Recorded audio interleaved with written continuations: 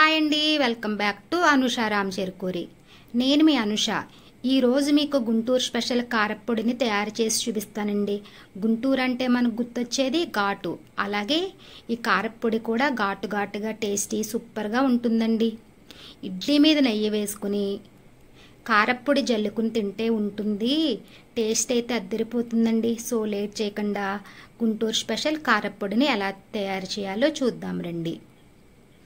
First stove on చేసి pan పెట్టుకుని 1 table spoon oil వేసుకోవాలి.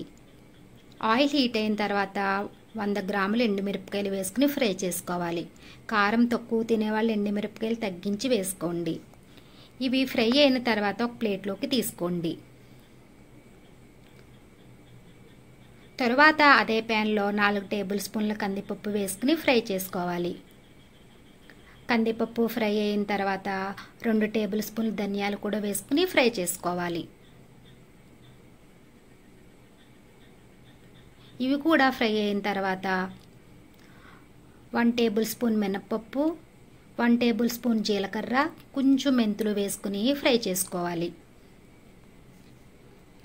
ఇవన్నీ ఫ్రై అయిన తర్వాత చిన్న సైజు నిమ్మకాయ అంత చింతపండు వేసుకోవాలి.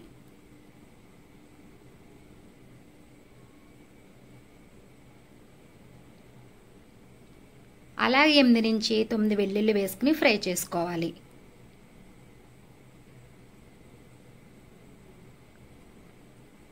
ఇవన్నీ బాగా వేగిన తర్వాత స్టవ్ ఆఫ్ చేసి చల్లారనివ్వండి.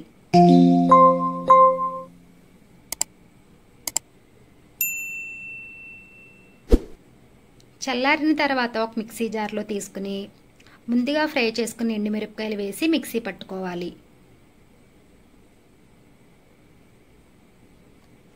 ఇలా మిక్సీ పట్టుకున్న తర్వాత మనం ఫ్రై చేసిన పప్పులు కూడా వేసి అలాగే రుచికి సరిపడా సాల్ట్ వేసి గ్రైండ్ చేసుకోవాలి.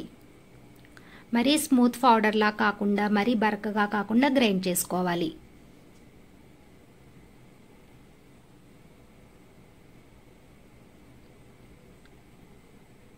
చూసారు కదండి, ఈ విధంగా గ్రైండ్ చేసుకోవాలి. దీన్ని ఒక బాటిల్లో వేసుకుని స్టోర్ చేసుకోవచ్చండి. చూసారు కదండి ఎంత సింపుల్గా కారప్పొడిని తయారు చేసుకున్నామో. ఇలా వేడివేడి ఇడ్లీ మీద లేదా దోశ మీద నెయ్యి వేసుకుని తింటే చాలా బాగుంటుందండి. మీరు కూడా ట్రై చేయండి. ఈ రెసిపీ మీకు నచ్చినట్లయితే లైక్ చేయండి. అలానే మీ ఫ్రెండ్స్కి రిలేటివ్స్కి షేర్ చేయండి. అలానే కామెంట్ చేయండి. మరిన్ని రెసిపీస్ కోసం మా ఛానల్ని సబ్స్క్రైబ్ చేయండి. Thank you for watching.